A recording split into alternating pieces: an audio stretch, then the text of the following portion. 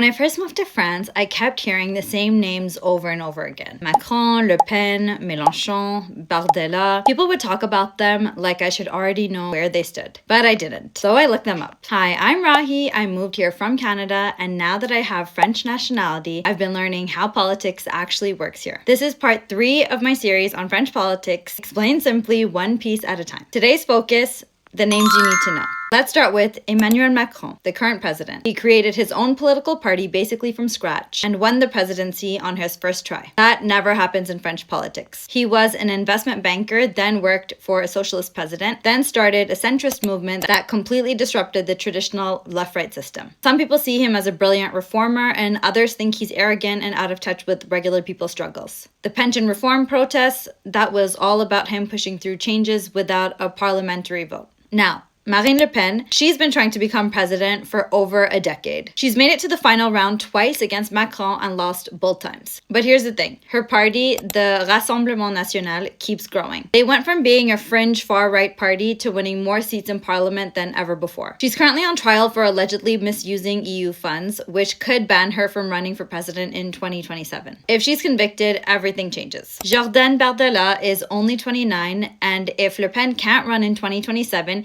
he could be the one representing the far right. Just think about that for a second. Someone who's younger than most millennials could potentially be the president of France. He's positioned as the more media-savvy face of the party, but he's still promoting the same anti-immigration and nationalist policies. Some see his youth as refreshing, while others see it as concerning that far-right ideas are gaining ground with younger politicians. On the left, we have Jean-Luc Mélenchon, who is 73 and has been fighting the same political battles for decades. He almost made it to the final round in 2022. He was only a few 100,000 votes away from facing Macron instead of Le Pen. His supporters are incredibly loyal, but he's also made enemies within his own coalition. After the last election, several left-wing parties broke away from his alliance because they couldn't work with him anymore. Éric Zemmour ran for president in 2022 and completely flamed out, but his ideas about immigration and French identity are still everywhere in political debates. He used to be a TV commentator and writer who became known for controversial statements about immigration and Islam, then decided to run for office. Here's why this matters if you live here. These aren't just names in the news. Macron's economic policies affect your job market and social benefits. Le Pen's immigration positions could change visa rules and integration programs. Mélenchon's proposals would completely reshape how much you pay in taxes and what services look like. The next time you hear these names in conversation, you'll know who people are talking about and why they matter. Next, I'll break down the actual political parties, what they really believe in, and who votes for them. So follow if you want to keep learning with me. I'm not a political expert. I just live here now. I want to understand the people shaping the country around me.